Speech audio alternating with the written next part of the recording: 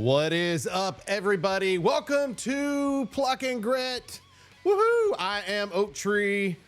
And I am Kaz. What is up? What's up, Kaz? How are you today, buddy? Dude, I am doing fine. I'm going to be honest with everybody that's out there. We have done this once. I know y'all are seeing the first time, but we did this and the audio quality, 3 days ago, audio quality was absolutely horrible. So I had to inform Kaz that we had to do it again. And I'm glad that we did. I mean, we enjoyed doing it so much the first time. Why not do it another time? You know, that one of those type things. But since we've got to go through all this over again, so Kaz and I have known each other for a hot minute, and both of us are big. A hot minute is what, 17 years, 16 years? 17, I believe. I think we learned, well, almost 17. I think we're in like 16 and a half, right? Right. Yeah, I don't think you hadn't lived here long when I met you, but I want to say that you'd still been here for like 4 or 5 months. Yeah. So, yeah. So we, just to kind of give you all an idea who we are. My name is Oak Tree. I'm originally from Oklahoma. I moved here when I was young. I am an Alabama fan and an OU fan. On top of that, I know. We're doing this podcast because he and I have conversations constantly about football, and that is SEC football in general, but mainly Alabama. That's our thing. We love Alabama. We wanted to share those conversations with other people is essentially what we wanted to do. And it didn't matter whether you were a Tennessee fan, Auburn fan, a South Carolina fan, a Missouri fan, a Michigan fan, LSU fan. Yeah, LSU fan, whatever it happened to be. We wanted to share those conversations with you, but we wanted a nice, cordial conversation at the end of the day. We didn't want, the crazy, we're going to kick your ass type people. We wanted to have a regular conversation. I am a fan, and a fan first. It is one of those where I love the sport. I enjoy watching it. I have been to a couple of national championships for Alabama. I enjoyed watching those games. But when it comes to statistics and keeping up with recruiting and all that, I'm not your guy. I'm not your guy when it comes to that. That is Kaz, for sure. But I do want Kaz to introduce himself. I'm not going to be that guy. But Kaz, tell him a little bit about yourself. Oak just took over, didn't he? I know, right? Thank you for including me, sir. I'm originally from Philadelphia, Pennsylvania, not Mississippi. And people get that. They ask me that when I say it, so I have to keep doing that every time. You could do like Ohio State and just put "the" in front of it. Yeah, the Philadelphia. Yeah, okay, I like it. I guess I moved here when Nick Saban did, and that's all I've known. I watched college football, but I watched just because I love football when I was growing up. So I watched Pitt, I watched Temple, I watched Penn State, I watched whoever, was around, but I didn't fall in love with it until I moved here to Tuscaloosa and saw the passion without the anger. And I'd never experienced that. I'm an Eagles fan, professional football, but I had never seen anything like it before, where people are that much into it and yet not rude to everybody. And so I really loved that. And, I all I've known is Nick Saban for Alabama football. So, and my college didn't have a football team. So I worked for the University of Alabama, and I'm just diehard. If I have a secondary team like Oak, I would say it's Temple. And if I had a third one, it would be Pitt. That's fair. My parents met there, and I've been to Pitt games a bunch. I actually do have a third team. Most people don't know that, but I do have a third team. and I'll explain Yeah, it's why. Rutgers. Yeah, it's Rutgers. You know that. You know that. Yeah. I do have a third team, and for those, which is Rutgers, and for those that are wondering why on earth that like you just said you're originally from Oklahoma, you're at Alabama, you played in the University of Alabama, $1 Million Man. Why in the world is Rutgers on there? And the answer to that is NCAA football game. We had 3 of us that lived in the house. One was from Annapolis, so he chose Navy because the rule was Mhm. you could not be Alabama.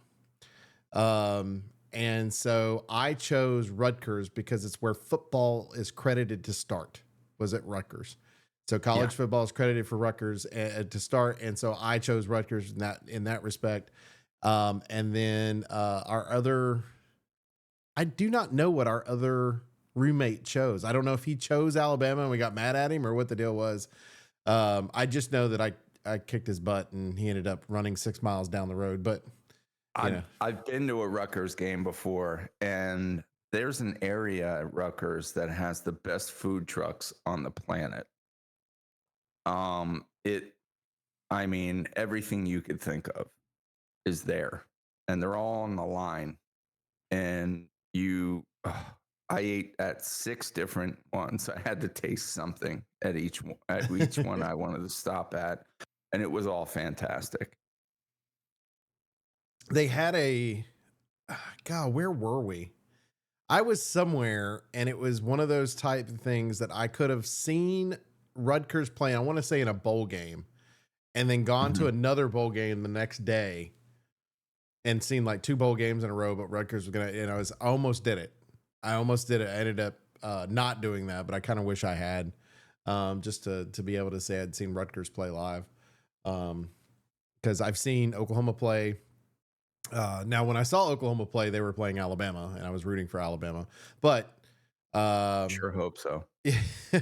uh, I ended up the first time that we'd played at Oklahoma in like decades was when Francione was our coach here at the University of Alabama, and I went I'm to sorry. yeah, I know, right? Oh. And I went to that game in in Norman, and that was the first time I've been to an OU game and been an OU fan my whole life.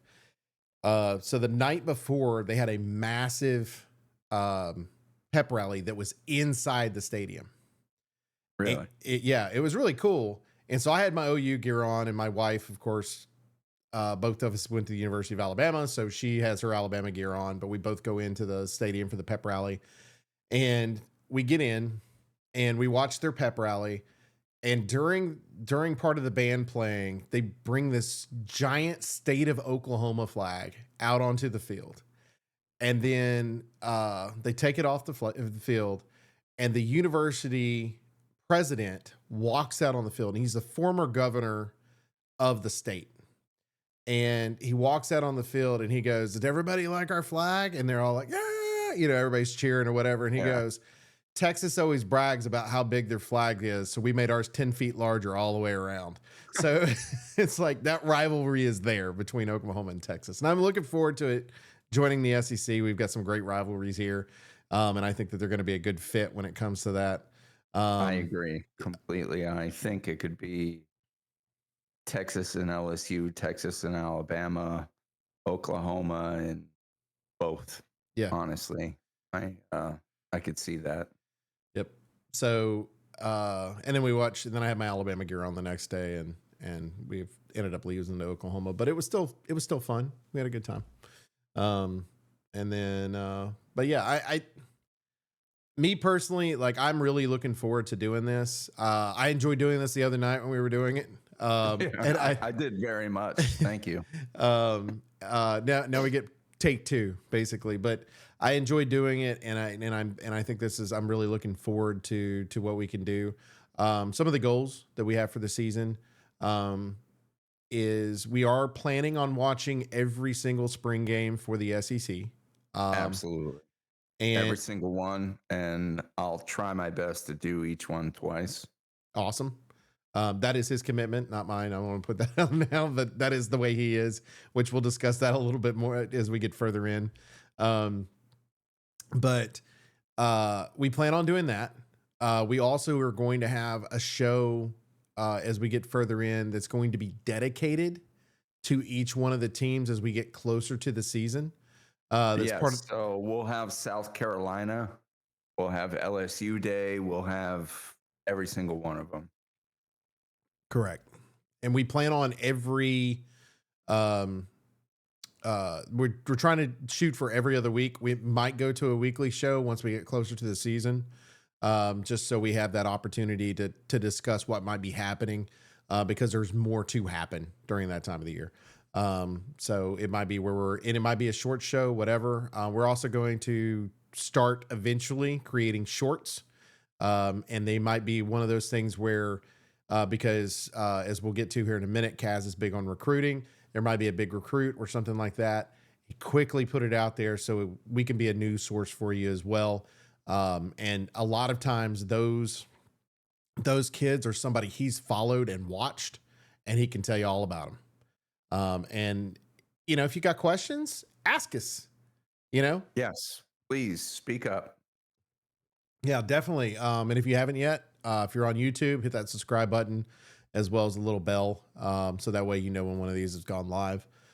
For sure. We've got to talk about what happened about 2 months ago, which was the loss of our coach, and the bringing in of DeBoer. I was at Disney when that happened. Um, and I was not great. Kaz almost immediately called me. And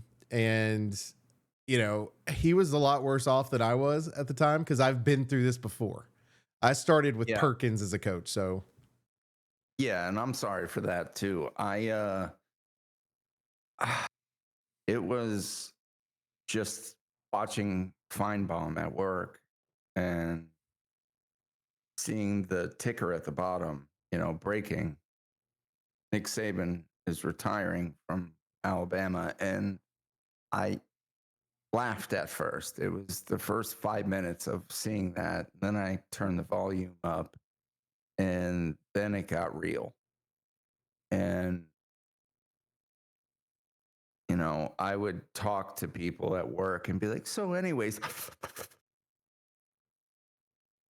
and try not to cry because that was the hardest thing for me. That was harder to deal with than leaving my ex of 16 years. Nick Saban was pretty much, dad around here. oh, definitely. And Miss Terry, the first lady. And it still kind of stings a little bit, but I do like seeing that he's still around. He's been sharing time between here in Tuscaloosa and in Jupiter, Florida. And it's good to see him enjoy his life outside of football. And I mean, the guy gave us so much, You know, so much. he's doing a lot of golf, which I think is awesome, because we know he loves the Yeah. game. There's a couple videos over there of him showing people how to swing properly and Yeah. things like that. Malachi Moore. He was teaching him how to swing. Yeah, and I think my favorite one though is he was out in a tournament in Arizona and Yeah. in I love Phoenix, this. and a guy interviews him, and he's like, "So, coach, are you just going to make our team better out here? Or what's going to happen?" He's like, "If I didn't retire, I'd still be at Alabama," and Yeah. that's what I love so much is the fact that he loved it. The man didn't show a whole lot of emotion, but you knew he cared about the local area, and that was awesome. Yeah. Um, And plus all of the service work he and Miss Terry did over the years with, they had that Habitat for Humanity thing, and for every national championship they built people less fortunate a new home. mhm. And it was cool to see the players get involved in that. So, like, after they beat Georgia, Tua was there hammering nails and framing a house. That was a Right, beautiful thing to see. right. And speaking of Tua, I got interested in following the recruiting and actually got obsessed with it for that year that he was recruited. He and Najee Harris. And it was it was crazy to me because Najee was pretty much recruited by Tua Tagovailoa. He really was. And that was a beautiful thing to see. He bought in so hard to it. And then he brought us an absolute beast of running back, too. You know, pretty much gave Najee not a chance to deny it. Right. And that's when this whole thing started for me was that year to a Najee, and we had such amazing wide receivers after that too. And I started to watch film, anything I could find on everybody. And it was at a point where I'd spend 2 hours of every single day of my life following the recruiting. And on average, some days, if I somehow have a day off, I will spend 4 hours on it. That's But, insane. I'm just going to throw that out there now. well, I've never been sane. So, you know, bushwhackers and all. But Bushwhackers and all. no, I just really enjoy it. And I really really enjoy watching someone like Jalen Milroe, for example, Katy, Texas. Been following him since his junior year, and I love seeing what I see today because I saw even more potential, and I still see it, but it's very, I don't know, I feel like a proud dad, you know, when I see people do really well. And you know, it's there's a quote from Moneyball. If you haven't seen that movie, Brad Pitt Great and movie. Oakland Athletics, he says, "How can you not be romantic about baseball?" That's how I feel about football and football recruiting. Right. Well, and it's speaking of recruiting, one of the things that we really, really worried about when Coach Saban left, one of the things we found out about actually recently, because there was an interview about it, was Coach really was deciding to leave, had that, and it just kind of hit him a little hard after our loss because of the way the players were reacting to it. But we were all worried about our recruiting in general once he left. And you had some people that just started leaving quickly.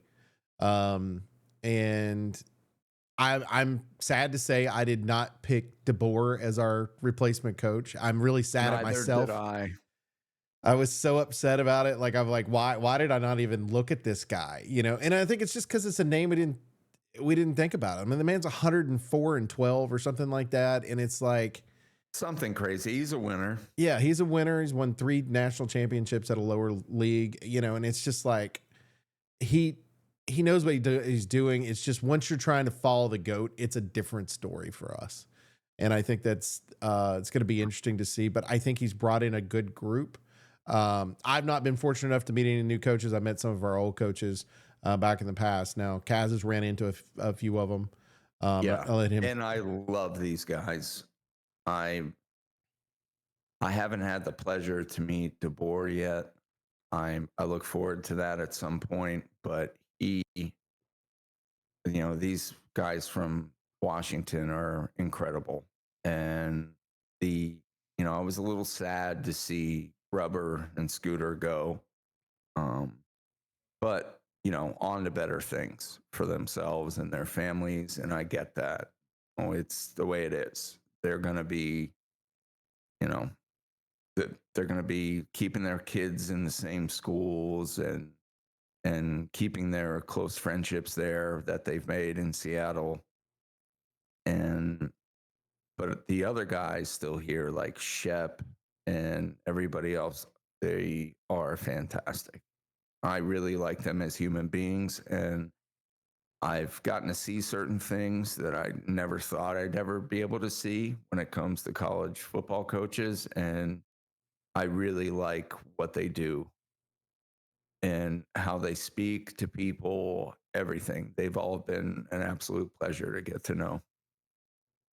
That's good. I mean, that's and I think that's the main thing is I know you were really worried when coach left.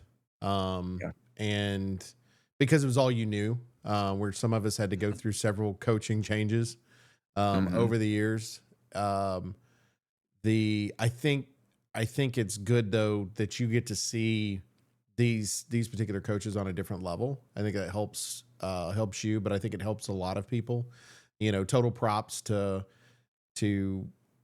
opportunities that were given for those that left for Seattle. But I think that it's let them go to Seattle, let them be professional coaches. They did their job here. They left right after right after the portal closed. So it was Yeah. like gave us that ability to be able to bring in some good kids, and I am very very impressed with what he's able to do and bring in. I and I don't think he was able to do it anywhere else. Not with the lack of NIL that we had. He wouldn't have been able to do it at I don't know, I'll throw somewhere out. Let's say he was at Missouri. He would never have been able to do that at Missouri because they don't No. have the name.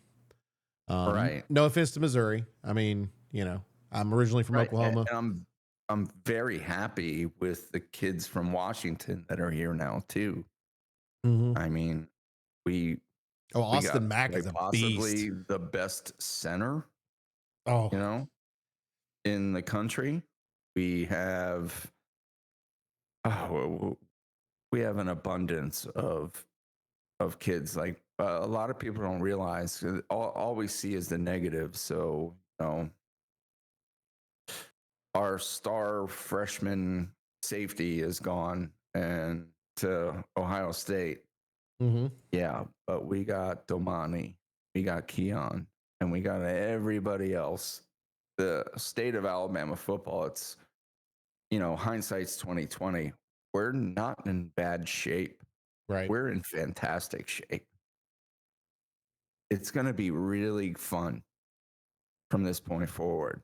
And it's tough for me to even think about that because of how heartbroken we all were, when coach retired. And God bless him. He gave us so much and he gave, you know, people in general, the human race so much.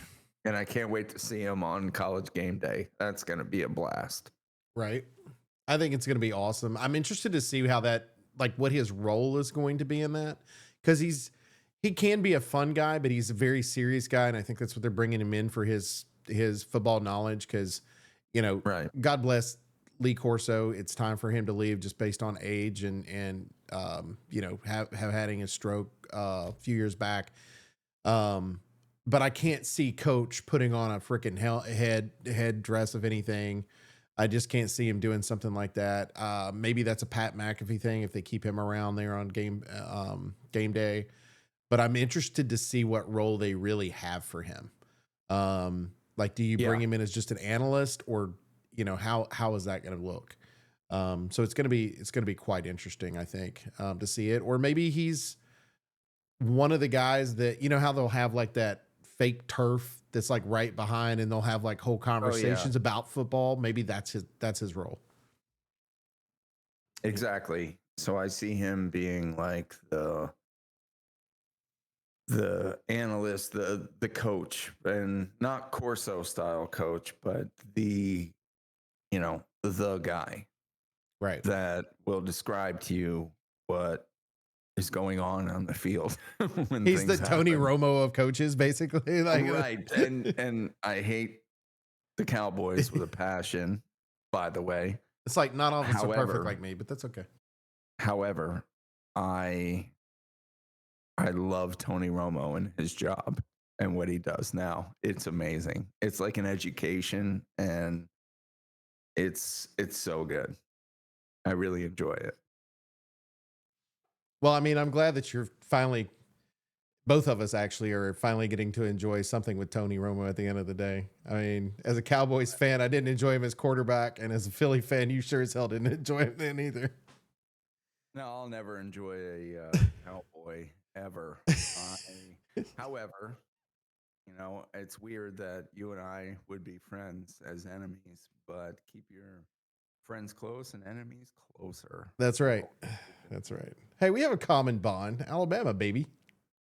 Roll Yeah, Tide to that. of course, roll tide. But as soon as Diggs put on the silver and blue, I didn't like him anymore. That's all right. I don't have a problem with Jalen, Deontay, all of them. The only problem I have is that the fact that they're winning. At the end of the day, but I don't have a problem with them. Well, not the end of this past season. They Hey, were. at least you know what? You're not wrong. But when was the last time my team won a fucking playoff game? Is all I'm gonna say. I can't remember. Neither can I. In fact, in like 20 years or so, it's been 2 wins in the playoffs, I think. Yeah, it's something stupid. Like it So was like I think it wasn't it like Detroit has had more playoff wins than or some stupid shit like that they popped up on the screen. It's like awful. that's fun. Hey, will you say that again? No, I won't. No. And just so everybody knows, I love Oak and very much, and I collect unopened football, basketball, baseball, hockey cards, like the boxes, the wax boxes, and all from my childhood. So from 87 to 93, I'll collect it. And I had one that I coveted, but I knew he was going somewhere and had a chance to meet a special wide receiver. I'll call him special because he is. Mm-hmm. And I opened that box because I had the rookie card of that guy potentially in that box. And I gave him those rookie cards He to sure take enough with him did. He sure enough did. because I love him. And then I left them here accidentally. It worked. It worked out okay because I didn't actually get to. I got to stand next to him, but I didn't get a picture made with him or anything like that. So No, yeah, but that's if anybody's, if you live near or are friends with an Auburn fan or something like that, get them something Bo Jackson. You'll feel better about everything. It's all about giving. It's right. It's right. Oh man. Oh man. Um. So we talked a little bit about recruiting. Um. About the fact that we're proud of the recruiting that's happened since Coach left. Absolutely. So, what players, other than Ryan Williams, because I think he was the biggest in the news, what players are you looking forward to seeing this in 2024? And then, what is your most anticipated player so far for 2025 that's already committed? So losing Caleb was hard for everybody, Alabama Nation, but I don't think everybody realizes now we have Domani and we have Sab. And I personally believe Tamani has a chance to make an enormous amount of noise in the SEC. That's the recruit that we got from USC, and he has every tool imaginable. Not only that, we have Sab. Now Sab came from where? Michigan. And that makes me happy. But he has, I mean, he can be very ruthless. Yeah, he had 6 tackles, I think, in the national championship game. Yeah. And I'm very excited. Our DBs, we are not, I'm not sweating it. I think our DBs are fantastic. And we'll have some true freshmen to Bakwe and the Tuesdays, to be able to come in and make a name for themselves. Actually, Zay Mincy is quite a nice kid. I got a signed Panini card of his from the All American game he gave me. I guess what was that? 4 months ago, 5 months ago, and his mother's a sweetheart, and yet they were sitting with T Rob at the time. We won't talk too much about that. Anyways, but the kid I'm very much looking forward to for next year and this next for 2025 is Antonio Coleman out of Saraland, Texas, or Saraland, Alabama, excuse me. He is incredible. He's a bully. And I was showing Oak some highlights of his. And I mean, he's incredible. This kid is just no matter who's lined up. And this Saraland is, of course, where Ryan Williams came from. It is 6A Alabama football. So it's not like it's single A or whatever. He plays against good teams in high school. And I cannot wait to get more film on this kid. He is The kid is like just stupid. Like watching him play, it's like you're sitting there and you're going, it is straight up one of those things where it's kind of like when Cody played for us and you saw like a man playing against like boys type thought process. Like it was just, he was able to get, do what? Yeah. Williams. He reminds me of him. The kid's 6'2", 285 for now. Mm-hmm. After he gets to Alabama, he'll gain 20, 30, maybe 40 pounds and incredible strength with Doc looking over him, Right. and helping him out. It's so exciting for me. That kid, I'm very high on him.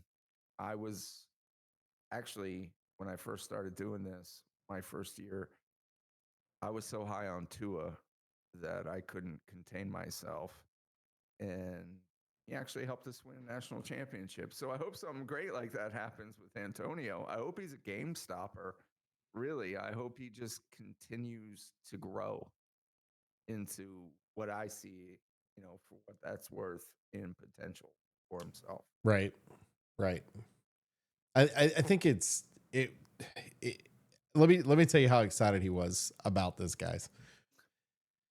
We're trying to set all this up because, like I said earlier in the show, we've already done this once. We have not talked about this kid at all. We are trying to make this show different than what we just did, but reiterate some of the stuff so you know who we are. And he goes, "You got to come see this kid. You got to come see this kid." And like, I've got to set all this up. Like, I'm the one that's having to set all this up and everything else. He goes, "Stop, come watch this kid."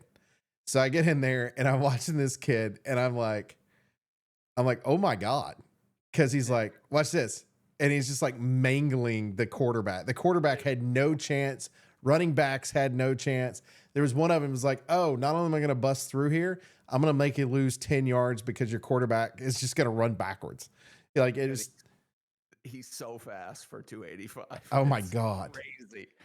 And his, right as soon as the ball is snapped, he's in the backfield. It's insane. Right. I love it. Right. I love it. I love this kid. And he's 2024, 2025. 25. Okay. He's hopefully on early December now, what they're doing. Earlier in December, I should say, they're going to, they're pushing to have signing day like in the first week of December now, apparently. That's going to be interesting. That's going to be. I mean, I'm just, I like looking ahead. I like the 25 guys. I'll look a little bit into that, but Antonio got my attention a lot more than everybody else. So I got a little more into it this year. But usually I'll really get into the recruiting in, let's say, August. I'm very heavily into it for December signing and then after that in spring. And I'm this kid. I can't talk enough about him. Can't wait. And the cool part is in case anybody didn't know, if you remember a gentleman by McElwain, 2009 national championship offensive coordinator. Well, he has a wonderful son, and his son is now a big dog in the recruiting for Alabama. He was brought from Washington, and he's a heck of a dude, man. Is he also like offensive? Like or do you even know? Or is he just part of football because his dad was like, he was around his dad? He was, well, I know he played in high school and everything, but he was Okay. just so obsessed with everything that I guess, I don't know. I hope to talk to him more about it. I talked to him a few times. I just really like J Mac. He's yeah, and he's funny too. And I could see how he can relate to recruits Right. coming in. He's just a very easy to speak with and and somewhat funny, but somewhat full of heart at the same time. I really like this guy. I'm happy J Mac's around now for the University of Alabama. That works.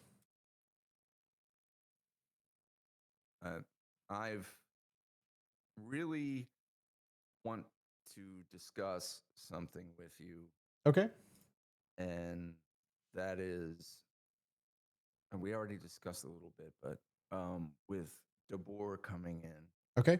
how long did it take for you to be sold on DeBoer? To be sold on DeBoer? Yeah. Um, I think I was sold on DeBoer when you have our athletic director post on Twitter a picture of Archibald's. I think that to me that's really that's when I was sold, because I think the whole thing is like I don't say I'm not necessarily a big fan of our athletic director, but it is one of those things where I think he gets it, which is like that. Like when you had Coach Moore here, it was one of those where he's part of the system. He was part of Bear Bryant's legacy.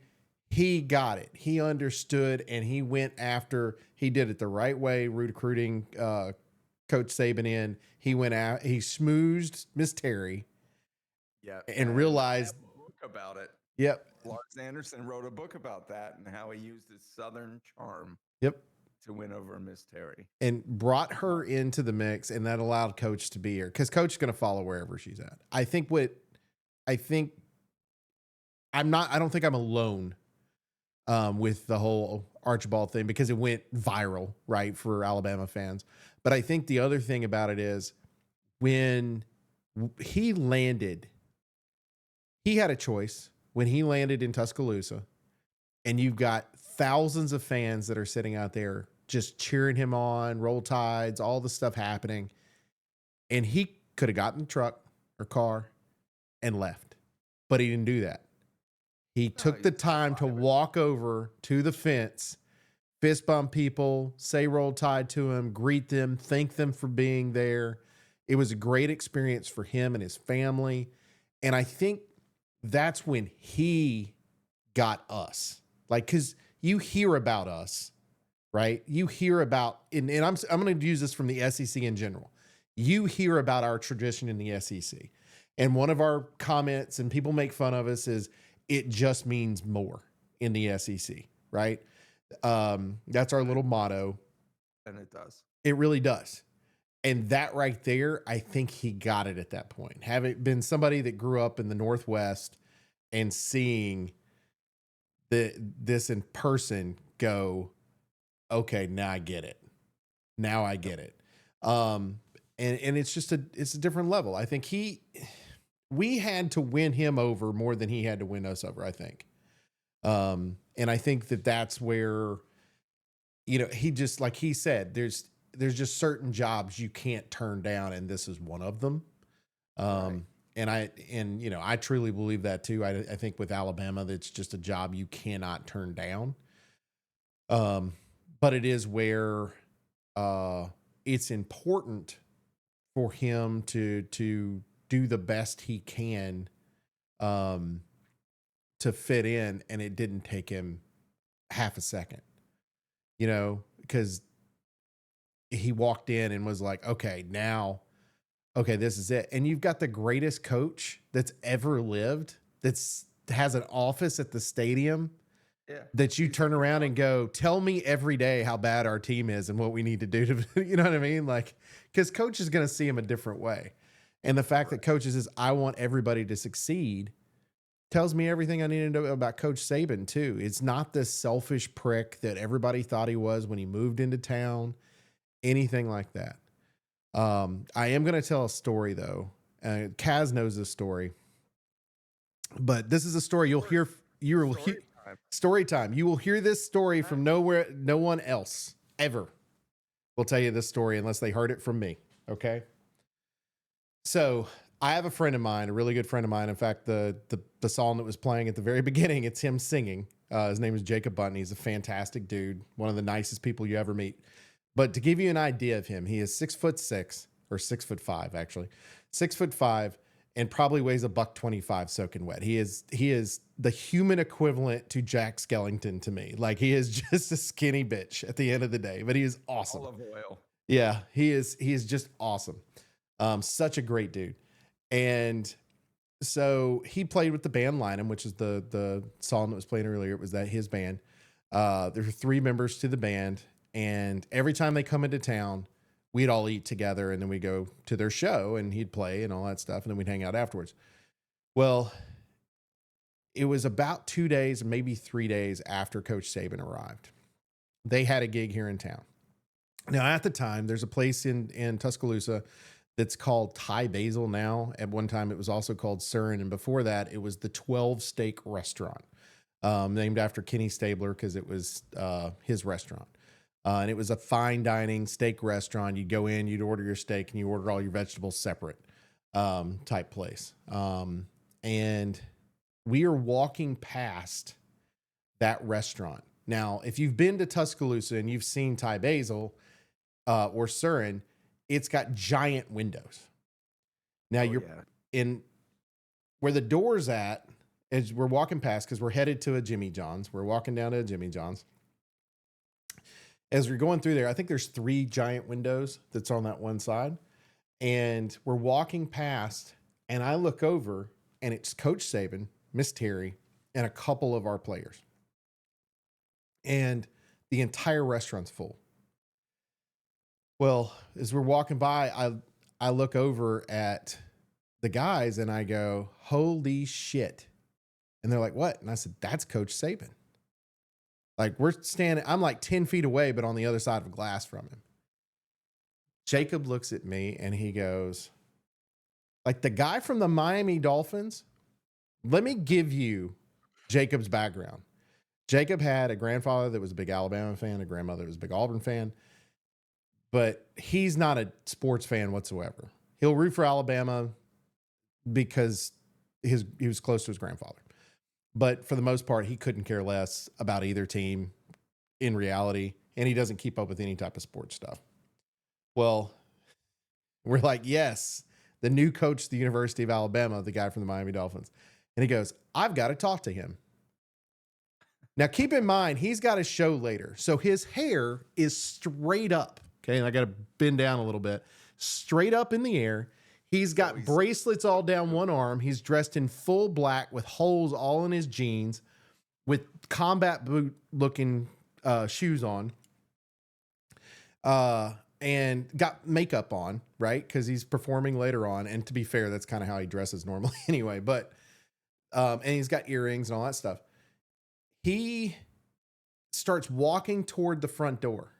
Now, the drummer and I are standing next to each other, staring at each other.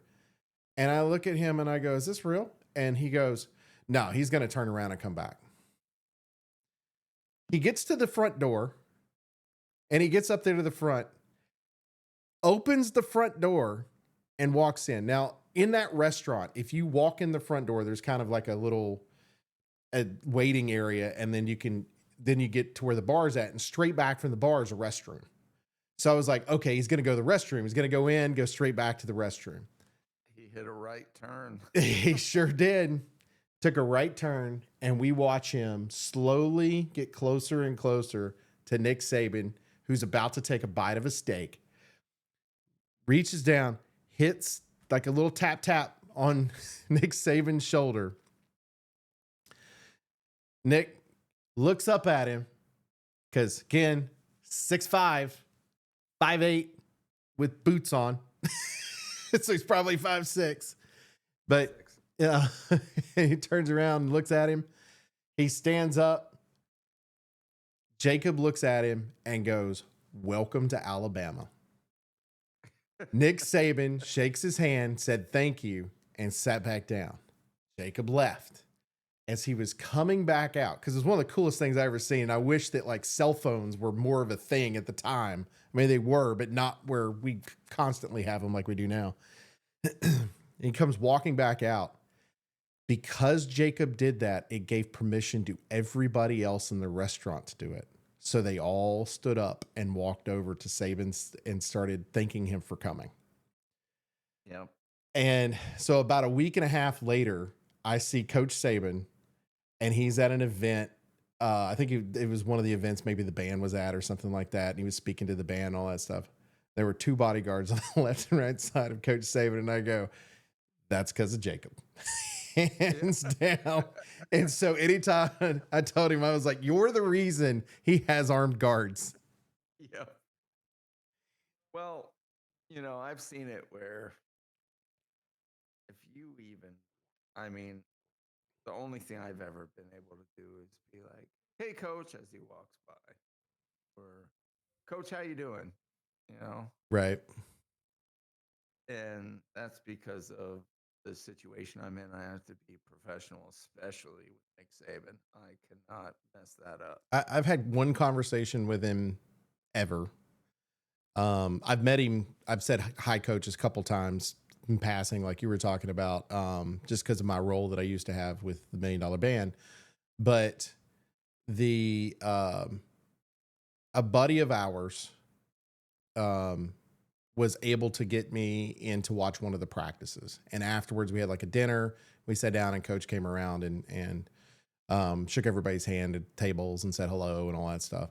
So that's where I got to say hi to him. It was literally probably a 30-second to 45-second conversation, but it's still one of my memories. It's like in my head, because I can go, I've met him, I've talked to him. I'm taller than him. I mean, what? I'm not richer than him, but I'm taller than him. Oh, definitely not.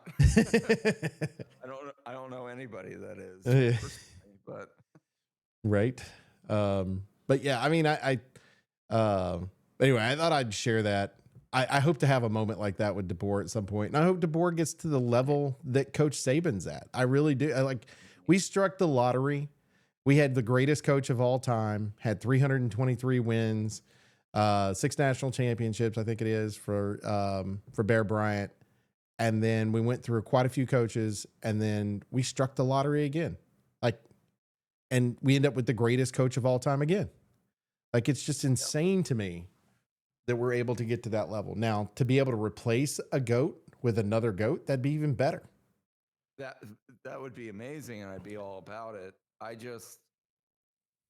And we've been over this before. What is a satisfactory first season for DeBoer? I think a satisfactory season for fan base is 9 wins. I expect us to get 10 wins because of the playoff system. I expect us to get 10 wins. I think we got some really difficult games. The Georgia game is going to be difficult here at home. I think the Oklahoma game at Oklahoma is going to be very difficult. Depending on, I'll as we get closer to the season, and I've actually seen the spring games and stuff like that, I can have more educated opinion on that, because Oklahoma's lost some players, but they've also brought some players in that respect. But I also think Texas is really, really good. And I think SEC is insane if they don't create a consolation game at the same day as the SEC championship game. Like a 3rd and 4th place team play each other, and then the 1st and 2nd, just to help get as many people into that playoff system as you can. Yeah.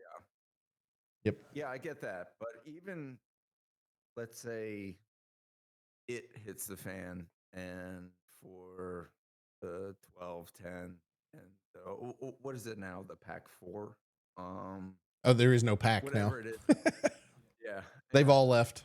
Yeah. I'll enjoy calling them the Pac-4, though. What if they all, what if 3 of them have 9 or 10 win seasons? Then what do we do about the SEC? If your SEC championship winner is going to be in there automatically. Right. Now you're dealing with um, whatever our second place team is. So the team that didn't win the SEC championship, I think it's going to depend on their schedule. So we'll use Georgia for an example. This from this past season, Yeah. So Alabama did not have as good of a record, but was able to beat an undefeated team. So therefore, Georgia would have probably still been in. and that was Saban's swan song, ultimately. Yeah. Well, Kirby beat him twice, right? But what was it? 6 times we beat him. So it was like, that's and honestly, I Kirby's got his moments when I don't care for him, but majority of the time I really like Kirby. I Um, respect Kirby yep. all day. He was a part of us for a 10 long years. time. 10 Yeah. years. So and he does it the same way Saban did it, So it's going to be interesting to see what DeBoer changing stuff over.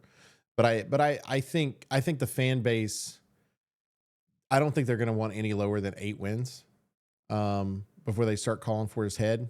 But I think they'll settle for 9. But I think we'll end up with 10. Okay. Yeah.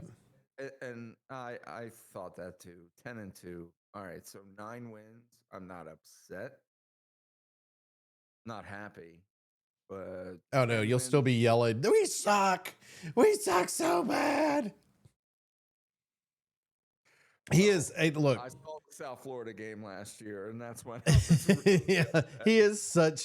he is such a poor loser at the end of the day when the game's happening. And like we could be winning 25-0 in the first 5 minutes of the game. And if we drop the ball, he is yelling so loud on how bad we are. Like it doesn't. So, all right, that's very Saban of me. I will say that. That is He'll be fair. up That is he'll fair. be I up will by give you that. 46 with third stringers and be screaming his head off. However, I will never be Nick Saban, so it's also very Philly of me It is true, to Philly. to call for someone's head. He has Say been at my drop a house pass. before watching a game, and I had to turn the game on downstairs for him because he was yelling so loud. He didn't want my children to hear what he was saying. But he yells so loud, my children could hear every word he was saying, so it didn't really matter. Uh, However, you know, 10 wins, I'm happy because I assume that a 10-win SEC Alabama team would be in this new playoff that we have coming up. I would think so. So Yeah. I'd be extremely happy with that. And I Mhm. would think of all of the recruits I've been following, hoping like that's been driving me nuts with NIL and all these transfers and everything. I It used to be I'd be like, fantastic. We got this kid for 3 years or 4 if we're lucky. Devontae, roll tide. But Maybe. now it's crazy. It bothers the crap out of me, and it makes me an obsessive fan over certain things more miserable, in general. And now I have to spend more time going like, well, the cool thing is I've learned new hatred for Ohio State. And I already had some. And it was pity and hatred mix. I don't know what you'd call that. We can create a name for that later. But it this NIL wild, wild west craziness that goes on now without any sanctioning or like there's nothing that happens because the states now will get involved and be like, nope, our schools didn't do anything wrong. I don't know what you're talking about. Yeah. And Well, the I the feel problem you're going to run into, and I think this is where Nick Saban's going to come in handy.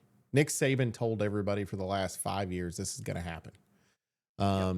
and everybody always says, "Oh, he just said that because he's scared." Blah blah blah. Well, look, he has nothing to be scared of now, and he still says the same damn thing. And they said that about every rule change. Oh, Saban's scared. No, he warned everybody Right. every time. And the other rule changes, he won Mm-hmm. every single time. Yep. And I think this is the one where he was like, all right, I'm old now. I don't even want to deal with this recklessness that's going on right now in college football. And man, I can tell you something though. And I'm going to ask you this, Oak. Okay. Your favorite transfer to Alabama? I know mine. Like ever? It was JMO. Oh man, that's a good one. JMO would he'd be so far. He'd be 30 yards ahead of the DB and sit and wait for that underthrown Bryce Young pass. I, I think Williams is like with JMO, I think it's one of those where you look at him and I don't disagree. Like he's probably like up there when it comes to that.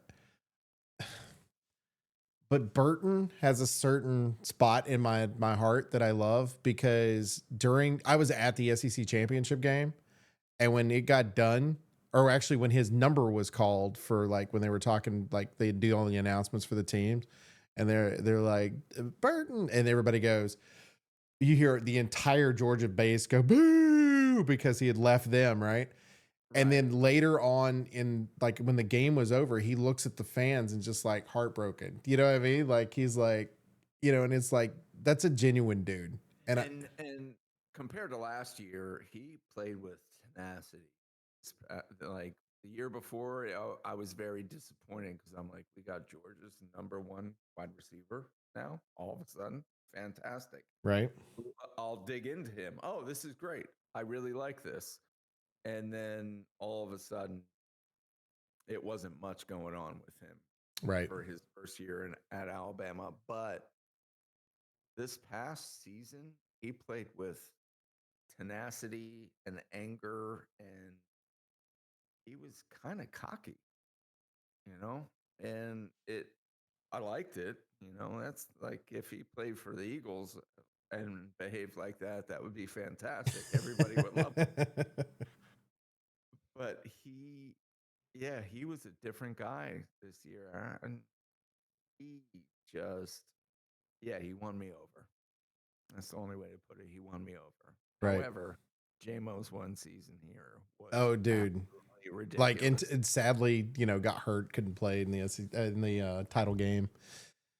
So it's just, I hate that it didn't end the right way, the best way for JMO, but he's also done really well for himself in the NFL too. I mean, he was very important for Detroit. So while he got to play, And there and Jameer Gibbs in mm-hmm. Detroit is ridiculous. Oh, it was so funny too watching the playoffs and like everybody going, this makes me hate the offensive coordinator even, or it actually wasn't even that. It was one of those where it was like, on the defensive side, there were some good defensive players that were happening, that was happening in the playoffs. And people were like, this makes me more mad at Pete Golding than I've ever been watching them play in the NFL and not seeing them play that way for Alabama, and it's like, sorry, Ole Miss fans. In case you don't know, we don't care for Pete Golding here in Alabama. Yeah, we don't. We're happy that your head coach is happy with him and goes on fishing trips with him and has a good old time. But you know, I will never. Yeah, Pete Golding, he can stay at Ole Miss, and you know what? I wish him well, but I don't wish him better than anything that Alabama has or Right. will ever have. And it, he's better at, deep sea fishing than he ever was at his actual job. So good for him. That's so wrong, but kind of right at the same time. At the same time. Ugh. And To it's weird. It's like Lane Kiffin. I have no animosity towards Lane Kiffin. I love Lane Kiffin. right. Lane Kiffin. Stop it. We were talking about potential replacements. Mm-hmm. It was like, okay, who is the dream one and versus who is possible, and then who would be a lock. And it was like, oh, Kirby and Sark and those guys talked about. And then it was like Norvell. And then it was like Lane. It's given a possibility. Right. I won't hate it, I won't be extremely happy, but I won't hate it. And I'll support him through it all. But yeah, what a wild, and understand people, I've never experienced a off season like I did this off season. Right. Now we have spring practice, it's over, but I've never experienced it because all I've known is Saban. Literally the first day he was here, I was here. Mm-hmm. And I'm just learning to live with it. And you think I'd be used to turmoil and everything, being from Philly and being a Philly sports fan, but it hit different this time because I don't really consider myself Philadelphian. I consider myself, an Alabamian. Right. I really do.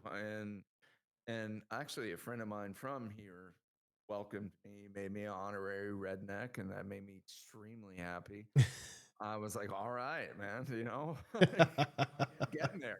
It took me a while, but I'm here. Right. No, but it's been a wild ride. Right. And I am so grateful that I got to experience all that, all the winning, all the championships, all the lessons. Like, if you didn't hear Nick Saban talk during his press conferences, I learned a lesson every time he spoke. Mm-hmm. And that was the most important thing. And I also feel like I like Kalen DeBoer a lot. I do a lot. And he wasn't even on the list for me, which I'm embarrassed about because he's a winner. I am too. Like, I think we were going more with our heart and what we knew versus thinking with our head and looking at the actual information and making a wise decision. It was completely emotional. But that's the reason that Greg Byrne makes more money than we do. Right. And, Hey, wait, people make money? I know, right? All right. So I can't use the same questions I used for you last time on the thing. 183. No, I don't. So the last one we recorded, I asked him what the estimated ticket price for stuff. We are going to do that again this summer, or in a few like, let's say after the spring games, so that way those will fluctuate a little bit and we can go back into it. But we're not going to do those today. I am going to ask you some questions about all-time statistical leaders at Alabama. Do that to me right now. Okay. We're going to start off. I'm going to ask you questions. Nope. No, you can't ask me questions because I don't have fucking answers. All right. I don't either. All right. So, career passing yards. Who is our all-time leader at Alabama? Career passing yards. If it's not AJ, then it would be one of the greats, Stabler or Namath. Okay. The answer, and by the way, Stabler and Namath are not even close to this list. Really, it's Bryce Young. It's AJ. It is AJ.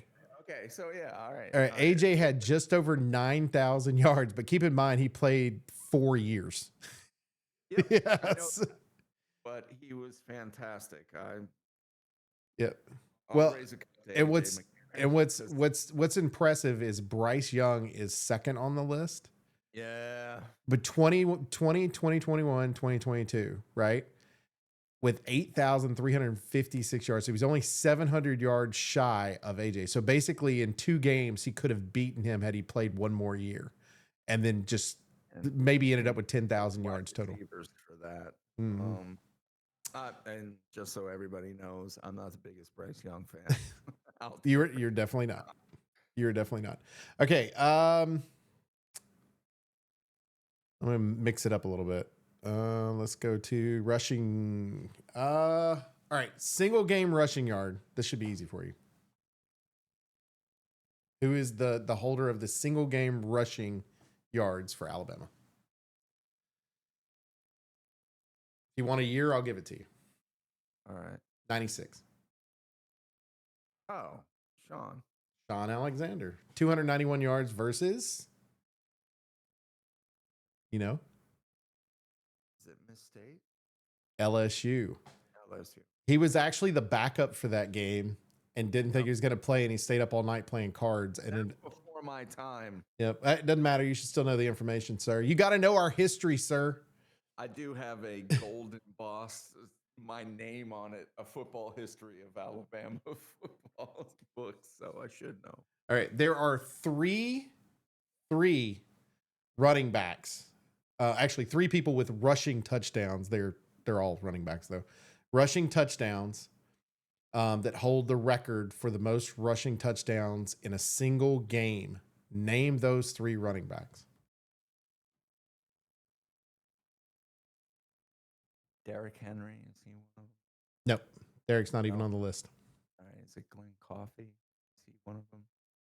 Nope. Really?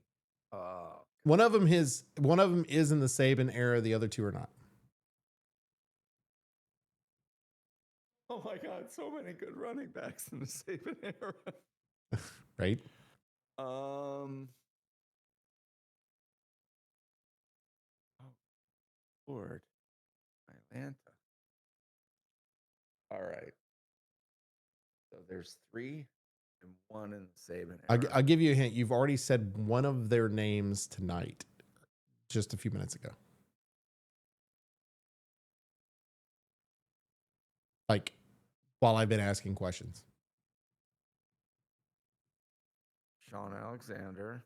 Correct. That is the one that had it, and then these other two tied it. And the other one, non-Saban. You actually mentioned the other one as well, but in a different context. And you mentioned him with Tua. Oh, Najee. Yep. Yeah, he recruited Najee. Okay, so we have Sean Alexander and Najee Harris. Mm-hmm. The other one was only Musso. It was not Musso. So it was only 4 years after Sean Alexander hit the mark. I'd be impressed with like your actual football knowledge, your Alabama football knowledge, if you pull this one out. I mean, I would not have guessed it, but I know the name. Prepare to be disappointed. I have no idea. San Antonio Beard. Beard. Yep. San Antonio Beard. Musso is number 4, by the way. All right. There it was. Musso's number 4. 1971 against Florida, he had 4. There are 1, 2, 3, 4, 5, 6, 7 people that are tied in a single game for 4 touchdowns, one of which is Jalen Milroe. Yeah. Yeah. All right. All time. They were all running backs, so I was like, Jalen's out. Yep. Shit. All time. Actually, let's do single season receiving yards.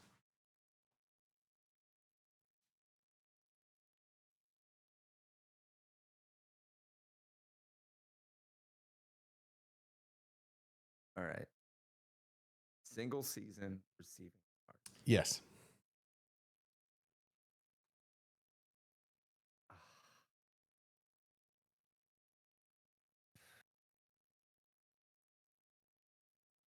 I feel like I know this too.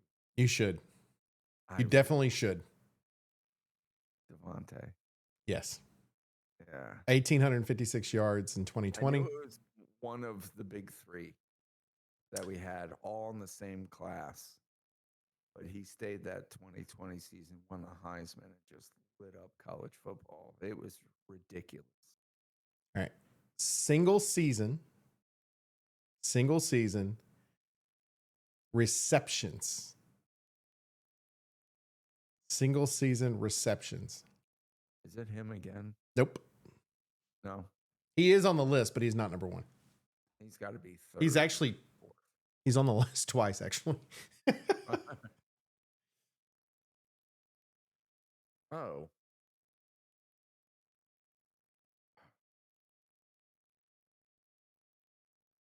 That's going to drive me nuts. All right. So he's single season receptions. Single receptions, yes. Single season receptions. Would you like a year? I would. No, that's too easy. Give Okay. me a hint that's off, like a silly hint. Did he lose $1 million earring in a lake that he was like? I don't know on that one. I wouldn't know that information. All right. He's played for the Cowboys. Amari Cooper. Yep. Amari Cooper, 2014, 124 receptions. Yes. 124 receptions. You see, I can spout off things in just general conversation, but if you put me on the spot, I start second guessing. Here's what's impressive to me. Looking at these. Okay, we got Devontae's just below him for the 2020 with 117, right? Where Amari's yards in 2014 were about 130 behind Devontae because Amari had the record before that. But he had 7 more receptions than Devontae did for the amount that Devontae had on, which shows you how much of a beast he was. The number 3 single season receiver is Mechie. Yeah. And so you look at that year, which is 2021, right? Right. Williams had 1,572 yards. He's number 3rd single season receiving yards. And Mechie is number 7 all time for that same year, 1,142. So they had a combined total of over 2,700. They were a beast together, and both of them were out that game for the championship, right? Yeah. Then Mechie had those other issues after drafted. I was really sad. Yep. All right. Let's get one that's a little okay. We're going to do. Alabama has always been known for its defense. Some of these records have been around for a long time, so they should be ones you would know. Okay. All right. Career interceptions at Alabama. Who has the most career interceptions at Alabama? Is it Minka? Nope. Or Eddie Jackson? Nope. It's from the 90s. Oh, 90.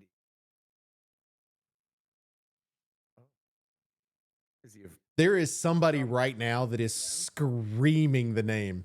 Has he become a personal friend of mine? No. That you know of? No, he is not. Actually, he is on the list, though. But I'm sure he is. No. But no. Oh, that's going to drive me nuts. Ugh. He played in the 92 national championship game. Oh, and yet it's not my guy. That's correct. They had overlapping years. Your dude started in 89. This guy started in 90. Oh, God. Do you do this so people will hate me or? Yeah. Oh, okay. Yeah. All right. That's exactly why I'm doing it. Is it working, people? Let us know in the comments down below. Yeah. Started in 90. Somebody is screaming right now. Just put that in the comments down below. Yell it across there because you should know the answer. And I'm screaming. Okay, right now. I'll tell you what. You've seen the tradition video, right? You've seen the traditions video. Okay. He is famous for an interception in an SEC championship game against Florida. Oh, God.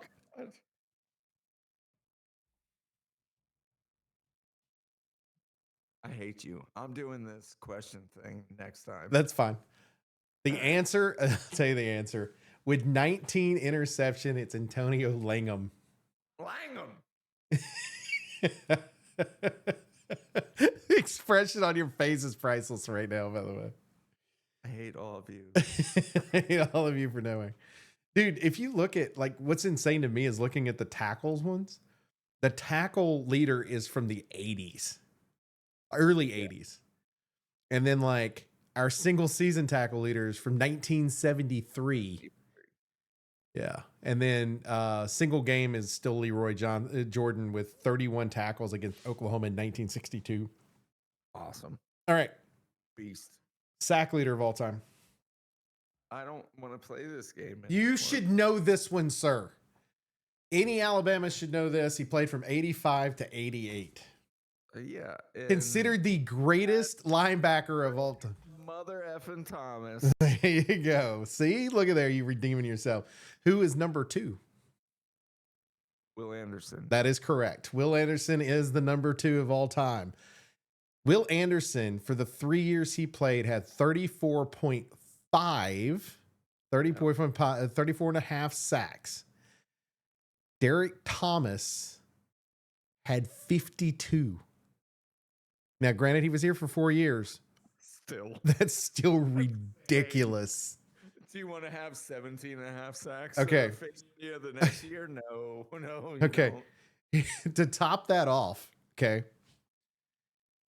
Will Anderson in 2021 had 17 and a half sacks for the season. I remember. Okay. In 1987, Derek Thomas had 18. In 1988, Derek Thomas had 27.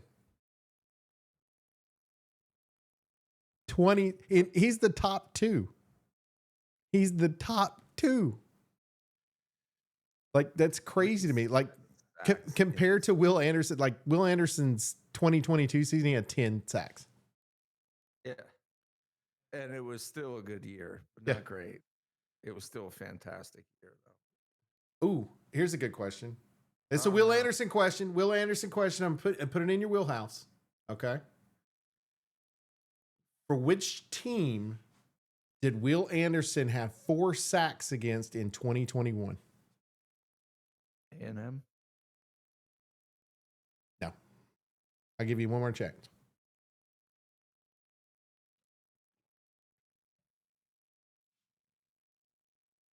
And I know I watched this game 3 times at least.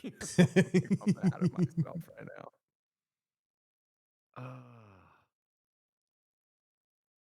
It really wasn't A&M. Was not A&M. No, but funny you say that. Derek Thomas' single game sack record of 5 sacks was against A&M in 1988. Not a great test taker, but I can do a speech. And Derek Thomas also is tied for second with 4 sacks against Kentucky in 1988, same season.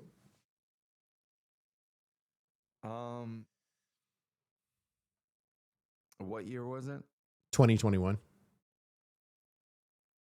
Florida? Incorrect. Mississippi State. Mother. Mississippi State. All right. This past year, Will Riker set the field goals record for Alabama because he spent 5 years at Alabama. And I miss him already. I know, right? He's been my favorite Alabama player for a couple of years now. What kicker did Will Riker beat out for that record? Decade? Early 2000s? Well, early to late 2000s. Was it Lee? It was Lee Tiffin. Yes. Lee Tiffin holds the single season records for number 1 and number 2 for Alabama. In 2007, he had 25 field goals, and in 2009, he had 30. Yeah, he's a legend. But Will Reichard, we got to experience Will for 5 years. Right. And The fact he did not win that award when he was perfect was an abomination. Right. It's awful. And Saban even said that too. What is better than perfect? You Right. know, that actually grinded my gears for a while. Lee's father, Van Tiffin, holds the record for the longest field goal in Alabama history. Man, In 1985 against Texas A&M. How long is it?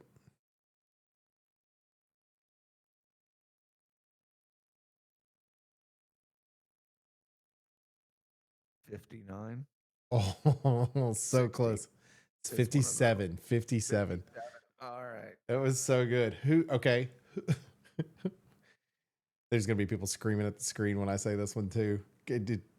Old Alabama fans are not going to like this, but I'm going to say it anyway. What is the number 2? Who holds the number 2 single game longest field goal in Alabama history from 1998 against Arkansas for 55 yards?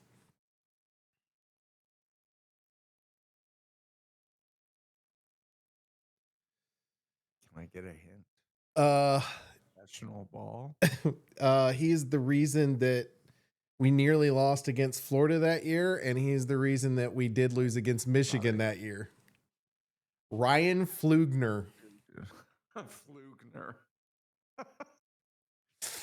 Oh I my read that in god. my book that my sister bought me too. Ryan Flugner, man. Ryan Flugner. I'm awful. It's all right. We all get better at it at the end of the day. If you appreciated any type of the trivia, please make sure that you put down in the bottom of the comments some more information down there. What should I ask him about next time? Keep in mind, I don't have the same knowledge that he does at all. I'm just older. There's a difference. Yeah, you're old. You know, I mean, this is what happens. I'm just saying. Oh, too funny, too funny. But we do appreciate everybody that hung out on Pluck-N-Grit. For sure. It was fun. It was fun. This is second go around. It was a good time. I know it's the first for everybody else, but make sure that you hit the little sub button, hit the little bell button, Kazzy, any parting words? I'm just really excited for the future of Alabama football. I'm also excited about what is to come in general college football. If there's going to be anything that is, we get the states away, like Right. Tennessee involved. The state of Tennessee got involved, so Tennessee wouldn't get in trouble. I mean, how many times can one school mess up? But I'm really 48, happy. evidently. I'm just gonna throw that out there. Yeah. And then next is Auburn, but we won't get into that right now. But I'm very excited for what's to come, and I'm excited to hear from other people. Sure. And if you happen to be a fan of not just Alabama, of actually any team, I don't care if you're a fan of UCLA, but at the end of the day, you want us to talk about your team a little bit as we prep up for the season, we'll do the research. We don't have a problem with that. We are going to stick with the SEC for the most part. We are going to talk about some other teams that might be, contenders into the playoffs and things like that. As well. And then as we get further into the season, we get closer to the playoffs, there might be some of those teams that we didn't get a chance to talk about that we will talk about. We want to make sure that, we're having those conversations, do what we can. I'm not a reporter. I'm not a journalist. I'm a fan. Same thing for Kaz. Like, it's one of those where don't expect journalism. That's not who we are. But if you want to have a conversation, that's who we are right there. That's exactly who we are. Just have that conversation. But for Pluck-N-Grit, I'm Oak. I'm Kaz. See ya. See ya.